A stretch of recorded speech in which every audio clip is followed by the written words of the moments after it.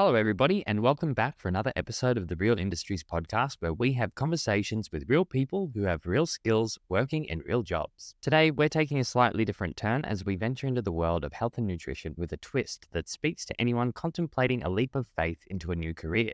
Joining us is Jess Rinehart, a remarkable individual who's not just on the brink of becoming a nutritionist, but is also a living testament to the power of pursuing your passion. Jess's journey is nothing short of inspirational. After establishing a career in hotels, she made the bold decision to trust her gut and leave it all behind in search of something more fulfilling. Whether you're intrigued by the field of nutrition or you're at a crossroads in your own career, Jess's story is a beacon of hope and almost like a guide to navigate the challenges of making significant life changes. So without further ado, let's dive in and discover not just what it takes to become a nutritionist, but also what it takes to follow your heart and redefine your career path. Let's get the conversation started.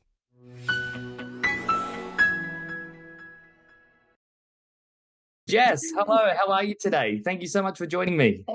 Thank you. I'm excited. I'm excited to be doing this. Yeah, I think we've got a good lineup for today. So what I wanted to ask you first was, can you tell us a little bit more about the course that you're currently doing and what prompted you to take this career path in the beginning? Yeah, definitely. So I'm studying at Endeavour College.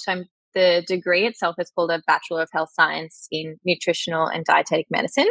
And it was quite a long journey for me to get here. So like originally when I left school, I didn't know what I wanted to do, like a lot of people, and I thought, it'd be really cool to be an event planner. So I studied a Bachelor of Hotel and Tourism Management at UQ. And Right. then, the first job I got out of uni was in hotels, and I started working there. I was really good at the job. I worked my way up the ladder to be assistant manager of a hotel here on the Gold Coast.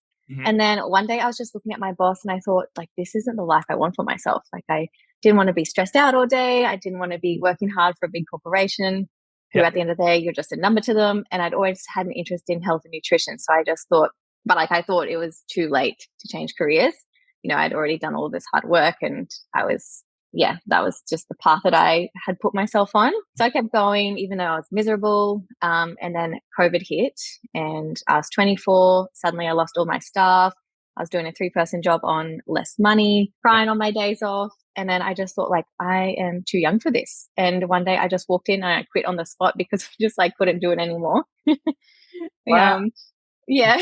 You actually, so can I get this straight as well? You actually did a degree prior to the one that you're doing now in order to be that high up in the hotel chains. Is that right? Yes. Yes, correct. Wow. Because originally I didn't do it to go into hotels, but that was just the first job I got outside of uni. And then I don't know, once you're there and I kept getting promoted, I worked up quickly because of my degree. Like I worked up the ladder quickly. Yeah. But I yeah. I could also imagine that would be like extremely overwhelming, knowing that you just finished like a previous degree, you're excelling in this current job, and then all of a sudden you want to make a change. Mm-hmm. Yeah. And I just felt like, it was too late. And I'd already spent all of this hard work and money, like investing in working up to be a hotel manager. And then I just thought that was just where I had to stay. But Yeah. I quit one day randomly, and it was scary. But I just thought, like, I really believe that when you show up for yourself and you show the universe what you deserve, Yep. then like it has your back. Yeah. So yeah, that's exactly what happened. Like I quit my job before I'd even left the hotel. Like I had another medical reception role. So that just gave me like the space to figure out what I wanted to do. And then 1 month later, like I met my now fiance, and then I met his mom who was actually studying at Endeavour. Yeah, And right. then, so she like really inspired me to go back and study, because I was like, if she can do it, like, at like long in life, I was like, why can't I do it? Like, It sounds like it was what you were meant to do. yeah, no, I really do think that that's like how it was supposed to play out for me. And I really think that I've found like where I'm supposed to be now. And yeah, they just both, like my fiance and his mum, just gave me the push to, and the confidence to think that it's not too late to start. And yeah, that's what I did. And by the end of the year, I was already like doing my first subject with Endeavour. So yeah. Congratulations. That's a really strong opening, actually. I love that. So can we talk a little bit more about what got you onto like pregnancy and fertility specifics? Yeah, definitely. So I've had my own challenges when it comes to like my health and like my menstrual cycle. So originally I wanted to focus on female health, Yep. and supporting women's menstrual cycles, because nutrition can play a lot in that. But just as I went through my studies, like I found my passion more aligned with pregnancy and supporting couples to conceive and have a healthy baby. Yep. So I just think there's like a lot of information out there about the preconception phase. Oh, sorry, there's not a lot of information out there. Mhm. And like it's such a beautiful time, but it's also really an important area that needs a lot more spotlight. Like it takes, just in terms of like how nutrition can help, like it takes 3 months for an egg to develop and it takes 60 days for sperm to mature. And Yep. so during that time, like everything we eat and do impacts the quality of these, which essentially impacts the DNA of the potential baby. So yes, like having a baby is like a miracle and a gift, but I think we should be doing everything we can to give it the best possible chance to life. So yeah, Well, that's like, sounds like there's a lot more to it. And so in your studies at the moment, is there like exploration of that particular area or? yeah, definitely. Like I've done a fair few subjects where it does go into detail of the like how a baby is formed and like the nutrients that can impact it, like in terms of like the egg quality and sperm quality. So yeah, it does like dive quite deep into it. And I think as I was learning that, I was like, wow, this is amazing. And I feel like not a lot of people know about this. So like, Yeah. and it's so important. Like why, like we should be talking about it more. And so that's the trajectory that you're kind of on now. Once you finish Yeah. your studies, that's what you're going to get into. I love it. Yes. Okay. And what's your study journey been like so far? So is it all pretty much theory or is there a prac element? Like how does it currently work? Yeah, so it's a 3-year degree. So the first 2 years were mostly theory. And in our final year, we have 36 weeks of prac in our student clinic where we see our own clients and supported by our supervisors who are professionals in the field. Wicked. And with Endeavour, Mhm. is there a particular reason you went with them, or is there other things that Endeavour offer that other institutions don't, particularly when it comes to this field? Yeah, so because my partner's mum was studying there. And Mhm. then also, like, there was a couple of reasons. Firstly, the practical component that I just spoke about, like the fact that you don't have to have pressure to find your own internships and you're like able to have real world experience in a controlled environment. I really liked that. Yep. Um, and then it's also like a really flexible degree where, like, originally when I started, I just did one online subject while I was still working full time.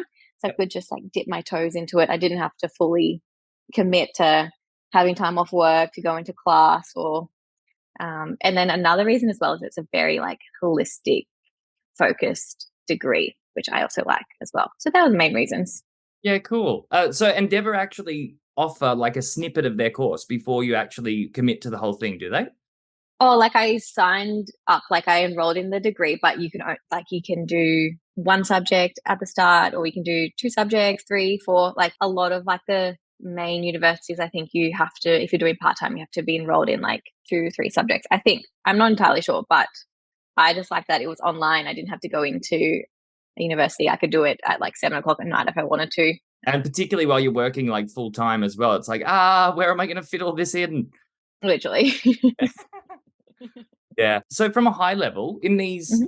the prac sessions that you're currently doing in like this last bit of your studies, what's involved in that? So like, what does it consist of? Yeah, so we are like encouraged to bring our own clients in, but we like we work with individual clients to like help support their health or treat or manage any underlying diseases. And like I said, with Endeavour, it's a really holistic approach. So we don't just look at the presenting complaint. You know, you see a doctor, they only give you like 10 minutes to go through like what's wrong with you. Like that's not enough time, in my opinion, to really look at all the influencing factors that are affecting whatever that you're coming in for. So Yeah. yeah, our consultations are about an hour long and we go through everything from your diet, your lifestyle, your sleep, your stress, your exercise, your environment. Yeah, so it's quite a detailed consultation. Yeah. And so your supervisor though, do you have someone in the room with you the whole time, monitoring how you're doing it? What impact do they have on the experience? I mean, Oh, sure, sure. Yeah. So when we get a client in, um, I will be running the consultation and then my supervisor will be popping in and out of the session just to check in, make sure, you know, I'm asking the right question. She's mostly there just to focus on myself, not that what the client is doing or saying. And then we will have like a short 10, 20-minute break and I'll go speak to my supervisor and I'll say, hey, this person's come in with XYZ. I would like to do this, this, this. What do you think? And then she will give me feedback or, provide suggestions. And Yeah. then I will take all of that back into the client and deliver my treatment plan. Yeah, cool. And I guess the way when you bring clients in like that, giving them that experience, it's almost like building a client base for you as well before you actually even get out there. Yeah, definitely. Yeah. Yeah, it's been really good practice for like when I'm out there doing my own thing. So it's been really good. Cool. And this is a question I've been dying to ask, and I could have Googled it, but hey, I want to ask an actual nutritionist. What is the difference between a nutritionist and a dietitian, and why would I pick one over the other? I think it's a great question. And I think the services are very similar in what they offer. From my understanding, dietitians are a lot more regulated in terms of what they're taught, and they're a lot more aligned with Western medicine. Okay. Whereas, like, I think nutritionists tend to take on a little bit more of like a holistic view. So, like I said before, you're going into like so many different influencing factors. Um, in terms of like if you're wanting to study, I think dietitians can work in hospitals and government programs. So if that's an area someone wants to go down, then a dietetics degree would be more appropriate. In terms of like if you're deciding between a nutritionist and a dietitian, I think both can help you. I think it's just finding right person for you. Like, having a look at what they offer. Obviously, like I'm wanting to go down pregnancy and fertility. So someone like I don't know, dietitians specialize as much. It's hard. I think it's very similar, to be honest. Okay, and from what I understand, nutrition isn't a government regulated field, meaning there's no set qualification needed in order to become a nutritionist. But in light of that, what made you want to go with a degree as opposed to a diploma or a certificate? Great question. It's not as regulated in terms of like if you're a dietitian, they have APRA, so they have a lot more regulations and rules to follow. Um, and yeah, you can just do a 2-day course and call yourself a nutritionist, unfortunately, because we don't have those regulations. Yeah. But for me, like by the time someone gets to us, they've often tried a lot of things. They've already seen a doctor, they've seen specialists, and they've had no help. So I just wanted to be as educated as possible because at the end of the day, you're working with people's lives and their health, and the body is so, so intricate. And there's just like it's mind blowing how much like everything works together. And Hmm. yeah, I just wanted to be as educated as possible. Yeah, I think that's a good standpoint to come from as well. Like, even if there isn't like a mandatory qualification that you have to have, the more study, the better. It just shows better on the person's CV as well, doesn't it? Yeah, and it's going to make you a better practitioner as well, which is then going to make you more successful as well. So there's a lot of reasons I think to go down that route. And so, what are your aspirations once you've actually finished your studies? Are you planning to be a freelancer? Do you want to start your own clinic? Would you call it, or work under another nutritionist? Like, which way are you Yeah. going after study finishes? Well, I'm going to start my own business. So it's already a little bit in the works, just like in terms of getting all of the background sorted. Yes. I've just always loved the idea of working for myself. And yeah, going into this degree, I knew that's where I wanted to head. So for like financially, I think I'm going to be looking at just online consultations in the beginning. I don't think I would invest in a clinic yet, but yeah, online business is where I'm headed. Cool. And then, aside from pregnancy and fertility, what are some of the other areas of nutrition that people can end up specializing in?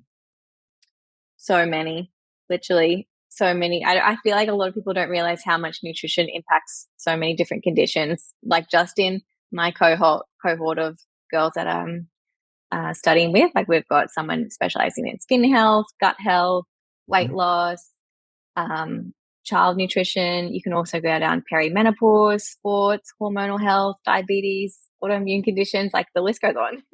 Wow.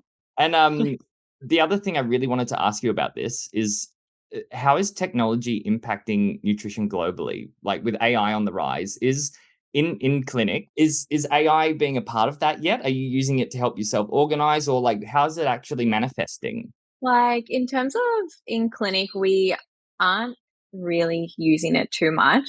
Like I will use it myself if I am reading a really in-depth article and I will just ask AI to summarize it for me in plain text so I understand what they're saying. um, but like I think that it's definitely going to impact nutrition. I think it's going to impact nutrition more from like the client perspective. Like I think the access to nutrition information is so much more readily available, Yeah. but it's just like having the education to know what's accurate, what's research based, what's biased. I think that's where like AI can be so good, but there is some concerns in terms of, not every diet works for every individual. So you can't just put that into AI and hope that whatever it spits out is going to work for you. I Yeah. definitely think there's still a need to see nutritionists in the future. So yeah. 100%. And moving on, I did want to ask you as well, what's been the most fulfilling part of your study journey so far? The most fulfilling part would probably be just the continuous learning and growth over the last few years has been amazing. Like I just to be so well educated in how the body functions, and it's changed my life a lot as well. Like what I do in my own life, I think my health is drastically improved just from all of the stuff that I've been learning. So yeah, that's been really good. And also just meeting like lots of like-minded and beautiful girls that are now my friends. So Did you meet a lot of them online first and then now you're meeting them in the prac sense or? to be fair, like the first 2 years was a lot harder because you would have different classes with different people. I would see like a familiar face every now and then, but it wasn't until I actually got into my clinic subjects and the group of girls that I've been going through are just all really incredible and really educated. So yeah, That's it's probably cool. more in that sense when we've been doing the practical. Great. And what's the most difficult part about your studies so far? I'm not gonna lie, studying is hard. Especially later on in life. That's probably something I wasn't quite expecting. Like you do have to like make a lot of sacrifices in terms of, juggling work, study, seeing friends, family, like making time for my relationship and just Mm, looking after my own health. Like it can be overwhelming a lot of the time. yeah, And there's many days that I want to give up. But I think just in those moments, I just remind myself that in like 5, 10 years time, it's going to be worth it. But yeah, you do have to be prepared to make a lot of sacrifices. I could imagine juggling a relationship. You've obviously developed that relationship as well because you're a fiance now, but with full-time work and then studying, man, we'll have to It's a get lot. tips from you. If somebody was considering going down the same path as you, what's the one thing that they should consider before embarking on the study journey? I've got two. I can't Okay. put it down to one. Yeah. Because I think it's really good to have a good support system around you and make sure you have like the mental space to be able to study. Because like I wouldn't have gotten through this degree without the support of my fiance or our families. And yeah, like I said before, you do have to make a lot of sacrifices. So you have to have people that understand like you can only meet for a walk instead of going out for dinner, or like you can't attend their event because you've got an exam or you just can't afford to. Like you have to have a good network around you, Mhm. and also just to make sure you understand your why. So like when things get really hard, I always imagine what my life would be like if I'm still back in hotels, and how miserable I was, and I think about how much this degree is just going to set me up for a happier and healthier future. So yeah, just remembering why you've decided to study and make the change. That's solid advice. Alrighty, and my last question for you today was for people that do want to learn more about you and follow you on your journey from here, where can we find you? Yeah, for now, you can follow me on Instagram. So my handle is nutrition by Jess _.